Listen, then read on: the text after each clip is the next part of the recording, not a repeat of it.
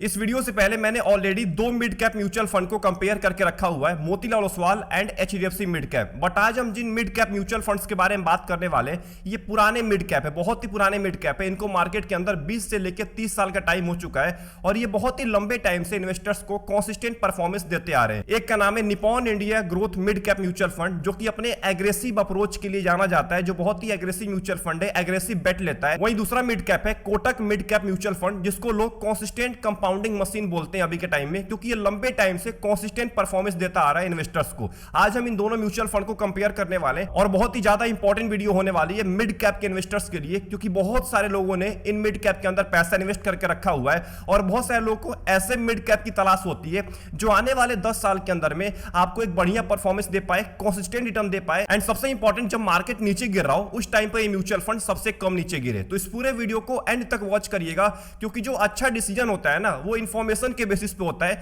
Hype के basis पे नहीं होता है। अब देखिए, जब हम मिड कैप म्यूचुअल फंड्स की बात कर रहे होते हैं तो इसके अंदर दो चीजों का बैलेंस होता है, एक का नाम है स्टेबिलिटी एंड एक का नाम है ग्रोथ। वहीं अगर आप लार्ज कैप म्यूचुअल फंड के अंदर पैसा इन्वेस्ट करेंगे तो वहां पे केवल आपको स्टेबिलिटी मिलता है, वहां पे ग्रोथ ज्यादा आपको नहीं मिलने वाला है। वहीं अगर स्मॉल कैप म्यूचुअल फंड्स की बात करें तो यहाँ पे आपको स्टेबिलिटी बिल्कुल नहीं मिलता है, यहाँ पे केवल आपको ग्रोथ मिलता है। बट एक बात का ध्यान रखिएगा, जब मार्केट नीचे गिरता है तो इनकी हालत सबसे पहले खराब होती है, बहुत ज्यादा नीचे गिर जाती है, क्योंकि इसमें स्टेबिलिटी बिल्कुल नहीं होता है, बहुत ही छोटी कंपनी होती है। बट वहीं जो मिड कैप म्यूचुअल फंड होता है, इसके अंदर कॉम्बिनेशन दोनों का होता है, स्टेबिलिटी का एंड ग्रोथ का, जिसके वजह से क्या होता है कि आपको लंबे टाइम में स्टेबिलिटी मिलती है, मार्केट नीचे गिरता है तो ज्यादा नीचे नहीं गिरते हैं एंड सबसे इंपॉर्टेंट आपको ग्रोथ मिलता है, लंबे टाइम में आपको एक अच्छा वेल्थ क्रिएट करके दे सकता है mid cap company, mid cap mutual fund. But एक बात का ध्यान रखिएगा, सारे मिड कैप एक जैसे नहीं होते, बहुत सारे ऐसे मिड कैप हैं जो एग्रेसिव स्टॉक्स को पिक करते हैं, बहुत सारे ऐसे मिड कैप हैं जो बैलेंस्ड स्टाइल अपना रहे होते हैं। तो आज हम इन्हीं दो म्यूचुअल फंड को कंपेयर करने वाले, निप्पॉन इंडिया जो कि एग्रेसिव स्टाइल के लिए माना जाता है, वहीं कोटक मिड कैप अपने बैलेंस्ड स्टाइल के लिए माना जाता है। तो शुरुआत करते हैं Nippon India mid cap mutual fund के साथ। तो निप्पॉन इंडिया की शुरुआत हुई थी 1995 के अंदर में, मतलब आज से 30 साल पहले Nippon India mid cap start हुआ था। ये मिड कैप के पुराने म्यूचुअल फंड में से जाना जाता है, मतलब मिड कैप के जो पुराने म्यूचुअल फंड्स है ना, उनमें नाम आता है निप्पॉन इंडिया ग्रोथ फंड का। इसका फंड साइज अभी के टाइम में लगभग 32,000 करोड़ को क्रॉस कर चुका है एंड सबसे इंपॉर्टेंट, इसका जो बेंचमार्क है वह Nifty mid cap 150 total return index and इसके जो फंड मैनेजर हैं उनका नाम है समीर रच। इस म्यूचुअल फंड का जो इन्वेस्टमेंट स्टाइल है वो हाई कन्विक्शन और एग्रेसिव स्टॉक पिकिंग के ऊपर बेस्ड रहा है। मतलब जब मार्केट में इनको लग रहा होता है कि कहीं मोमेंटम आने वाला है, वहीं पे ये पैसा इन्वेस्ट कर रहे होते हैं। मतलब जो कंपनी ग्रो कर रही होती है ना, उसके अंदर पैसा इन्वेस्ट करते हैं, जिससे फायदा क्या होता है कि बहुत ही कम टाइम के अंदर में आपको एक अच्छा खासा रिटर्न दे देता है Nippon India mid cap mutual fund. But एक बात का ध्यान रखिएगा, ये एग्रेसिव टाइप का म्यूचुअल फंड है, तो वोलेटिलिटी बहुत ज्यादा हाई होती है इसके अंदर, तो गिरावट भी आपको उतने ही तेजी के साथ देखने को मिलेगा। बट एक बात का ध्यान रखिएगा, जहां पे मोमेंटम इन्वेस्टिंग होता है, जिस स्टॉक में मोमेंटम चल रहा है उसमें अगर आपका पैसा इन्वेस्ट किया जा रहा है, तो अगर वहां से मोमेंटम खत्म होगा तो एक भारी गिरावट भी आपको देखने को मिल सकता है। तो इसके लिए भी तैयार रहना पड़ेगा अगर आप निप्पॉन इंडिया के मिड कैप के अंदर पैसा इन्वेस्ट कर रहे हैं। वहीं अगर बात करें Kotak mid cap mutual fund की, इसका नाम पहले कोटक इमर्जिंग इक्विटी फंड हुआ करता था, अभी कुछ टाइम पहले इसका नाम चेंज करके कोटक मिड कैप कर दिया गया है। इस फंड की शुरुआत हुई थी 2004 के अंदर में, मतलब आज से 20 से 21 साल पहले यह फंड स्टार्ट हुआ था। इसका फंड साइज अभी के टाइम में 56,000 करोड़ से भी ज्यादा है।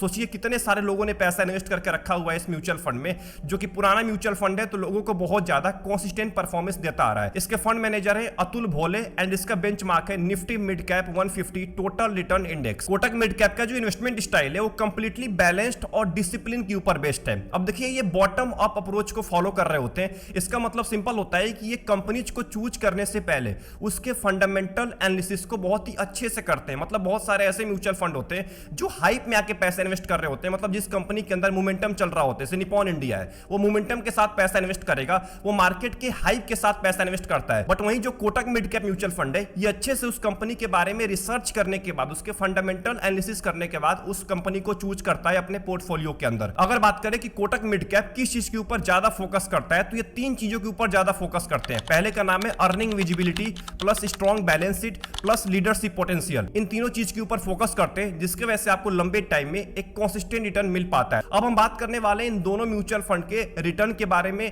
रोल रिटर्न के बारे में, पोर्टफोलियो के बारे में एंड रिस्क रेशियो के बारे में। एक बार देख लेते हैं कि आखिर में इस मामले में कौन बेहतर है, कोटक मिड कैप या निप्पॉन इंडिया मिड कैप। तो अगर बात करें कोटक मिड कैप की, तो पिछले एक साल के टाइम पीरियड में लगभग आपको 7% के आसपास रिटर्न दिया है, बेंचमार्क और कैटेगरी दोनों को बीट कर दिया है। वहीं अगर 6 महीने की बात करें शॉर्ट टर्म की, तो लगभग 14% का रिटर्न दिया है, बेंचमार्क और कैटेगरी दोनों को बीट कर दिया है। और शॉर्ट टर्म की बात करें केवल 3 महीने की, तो लगभग 0.8% का रिटर्न दिया है, बेंचमार्क को तो बीट कर दिया है बट कैटेगरी एवरेज को बीट नहीं कर पाया है 3 महीने के टाइम पीरियड में।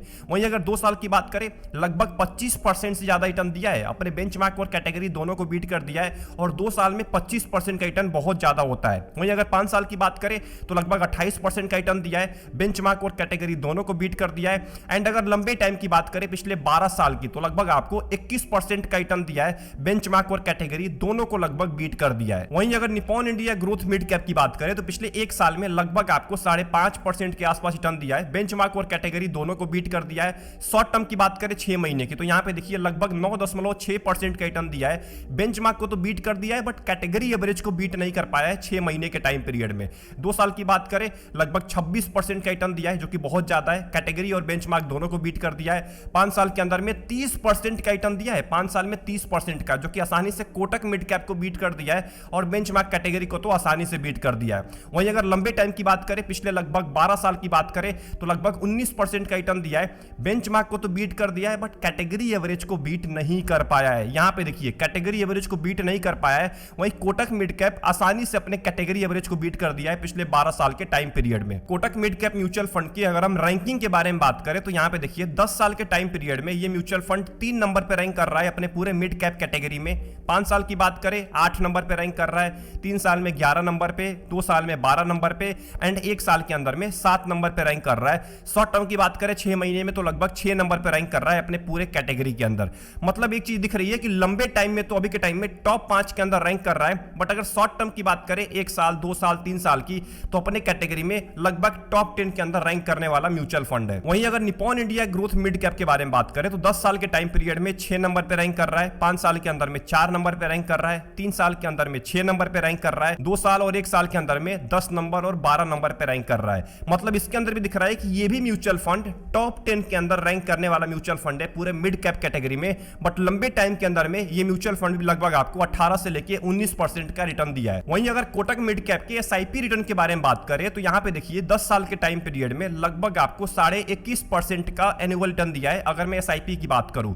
वहीं निप्पॉन इंडिया की बात करें तो 10 साल के टाइम पीरियड में लगभग 22% का रिटर्न दिया है अगर मैं एसआईपी की बात करूं। मतलब एसआईपी के मामले में निप्पॉन इंडिया मिड कैप आगे निकल चुका है कोटक मिड कैप के मुकाबले। सबसे इंपॉर्टेंट कोटक मिड कैप के पोर्टफोलियो के बारे में बात करें तो पोर्टफोलियो टर्नओवर रेशियो 30% का है, वही कैटेगरी एवरेज का 214% का है। मतलब साफ साफ दिख रहा है कि इसके पोर्टफोलियो में ज्यादा बदलाव नहीं करता है फंड मैनेजर। इक्विटी के अंदर लगभग 98% आपका पैसा इन्वेस्ट किया जाएगा, नंबर ऑफ स्टॉक्स 62 होने वाले, लार्ज कैप की कंपनी लगभग 5% है, मिड कैप और स्मॉल कैप में आपके मैक्सिमम पैसों को इन्वेस्ट किया जा रहा है। इसका मतलब रिस्क बहुत ज्यादा होने वाला है शॉर्ट टर्म के अंदर में। अगर हम टॉप 10 कंपनीज के बारे में बात करें तो इसमें मिड कैप और स्मॉल कैप की कंपनी ज्यादा दिखने वाली है। सबसे ऊपर आपको फोर्टिस हेल्थ केयर लिमिटेड दिखेगा जिसका लगभग 4% का वेटेज है, उसके बाद GE&T इंडिया लिमिटेड है, उसके बाद डिक्सॉन टेक्नोलॉजी है। इनके अंदर आपके मैक्सिमम पैसों को इन्वेस्ट किया जाएगा।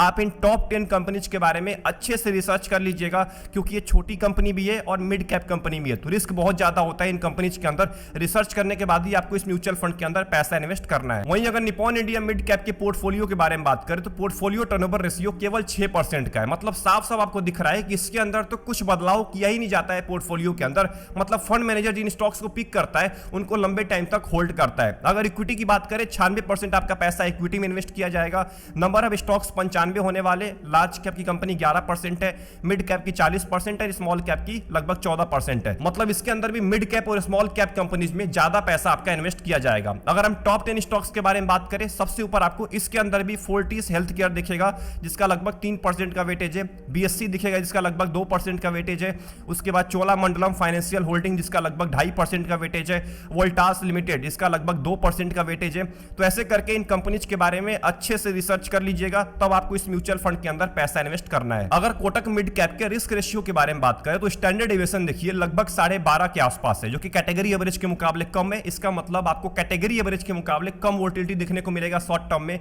बीटा की बात करें 0.85 का बीटा है, मतलब अभी तक तो ये कैटेगरी एवरेज के मुकाबले कम नीचे गिरता आ रहा है। शार्प रेशियो बहुत ही बढ़िया है, 1.17 का है, मतलब कैटेगरी एवरेज के मुकाबले रिस्क एडजस्टेड रिटर्न ये म्यूचुअल फंड बहुत ही बढ़िया देता आ रहा है। वहीं पे अगर हम Nippon India growth mid cap की बात करें तो रिस्क रेशियो में देखिए स्टैंडर्ड डेविएशन लगभग 13 से भी ज्यादा है, मतलब साफ साफ दिख रहा है कि कैटेगरी एवरेज के मुकाबले आपको ज्यादा वोलेटिलिटी, मतलब ज्यादा आपको अप डाउन देखने को मिल सकता है शॉर्ट टर्म के अंदर में।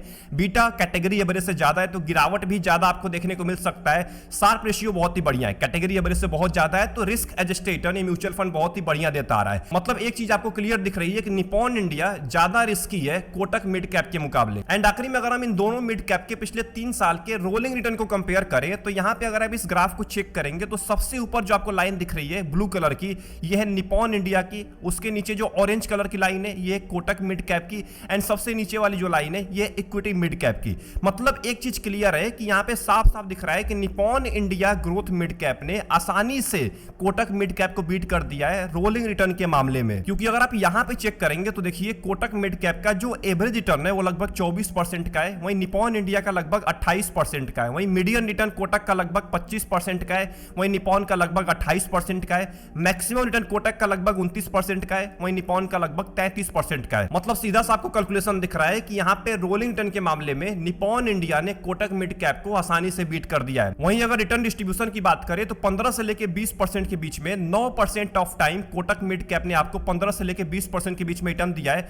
वहीं निप्पॉन इंडिया ने 0% ऑफ टाइम 15 से लेकर 20% के बीच में रिटर्न दिया है। ग्रेटर देन 20% की बात करें तो कोटक मिड कैप ने लगभग 90% ऑफ टाइम 20% से ज्यादा रिटर्न दिया है, वहीं निप्पॉन इंडिया ने लगभग 100% ऑफ टाइम 20% से ज्यादा रिटर्न दिया है। बट इसका मतलब यह नहीं कि कोटक मिड कैप खराब रिटर्न दिया है, कोटक मिड कैप ने भी 90% ऑफ टाइम 20% से ज्यादा रिटर्न दिया है। इसका मतलब हमेशा आपको लगभग 20% से ज्यादा रिटर्न देखने को मिला है पिछले 3 साल की अगर बात करूं तो। इन दोनों मिड कैप को अच्छे से कंपेयर करने के बाद कुछ पैरामीटर आपके सामने रखने वाला हूं। उस पैरामीटर में कौन जीत रहा है, कोटक या निप्पॉन, ये मैं आपको बताने वाला हूं। सबसे पहला पैरामीटर है लॉन्ग टर्म स्टेबिलिटी। इसके मामले में कोटक आगे निकल जाता है निप्पॉन इंडिया के मुकाबले। दूसरा पैरामीटर है शॉर्ट टर्म परफॉर्मेंस। इस मामले में निप्पॉन इंडिया आगे निकल चुका है कोटक के मुकाबले। तीसरा पैरामीटर है रिस्क मैनेजमेंट। अब रिस्क मैनेजमेंट के मामले में कोटक आगे निकल जाता है निप्पॉन इंडिया मिड कैप के मुकाबले। चौथा पैरामीटर है एग्रेशन एंड अल्फा पोटेंशियल। इस मामले में निप्पॉन इंडिया मिड कैप आगे निकल जाता है कोटक मिड कैप के मुकाबले। पांचवा पैरामीटर है फंड मैनेजर एक्सपीरियंस। इस मामले में कोटक आगे निकल चुका है निप्पॉन इंडिया मिड कैप के मुकाबले। छठवां पैरामीटर है कंसिस्टेंसी। इस मामले में कोटक आगे निकल चुका है निप्पॉन इंडिया के मुकाबले। एंड जो आखिरी पैरामीटर है रोलिंग रिटर्न, इस मामले में निप्पॉन इंडिया आगे निकल चुका है कोटक के मुकाबले। मतलब कुल मिलाकर इन दोनों म्यूचुअल फंड का जो रिजल्ट है वो लगभग सेम आया है। दोनों म्यूचुअल फंड ने लगभग बराबर परफॉर्मेंस दिया है इस पूरे कंपैरिजन के अंदर में। तो मैं आपको आखिरी में एक चीज बताना चाहूंगा, अगर आप वोलेटिलिटी को झेल पाते हैं तो आपके लिए निप्पॉन इंडिया मिड कैप बना हुआ है। वहीं अगर आपको कंसिस्टेंट और स्ट्रेस फ्री कंपाउंडिंग चाहिए तो आपके लिए बना हुआ है कोटक मिड कैप। अब आपको देखना है कि आपका गोल क्या है, आपका रिस्क क्या है, उसके हिसाब से आपको इन दोनों म्यूचुअल फंड के अंदर पैसा इन्वेस्ट करना है। आई होप आपको ये कंपैरिजन पसंद आया होगा। अगर आप इन दोनों मिड कैप म्यूचुअल फंड में से किसी भी फंड के अंदर पैसा इन्वेस्ट करते हैं तो कमेंट बॉक्स में टाइप करके ये बताइए कि आखिर में आपके लिए कौन सा बेस्ट म्यूचुअल फंड है, और सबसे इंपॉर्टेंट इन म्यूचुअल फंड ने आपको कितना बढ़िया परफॉर्मेंस दिया है पिछले कुछ सालों के अंदर में, ये भी बताना मत भूलिएगा। एंड सबसे इंपॉर्टेंट आने वाले वीडियोज में आपको कौन से म्यूचुअल फंड्स के ऊपर कंपैरिजन वीडियो चाहिए ये भी टाइप करना मत भूलिएगा। आई होप आपको वीडियो पसंद आई होगी। वीडियो पसंद आई वीडियो को लाइक कर दीजिएगा एंड चैनल को जरूर सब्सक्राइब कर लीजिएगा। मिलते हैं इंपॉर्टेंट वीडियो के अंदर। अपना ध्यान रखिए। Best of luck. Take care.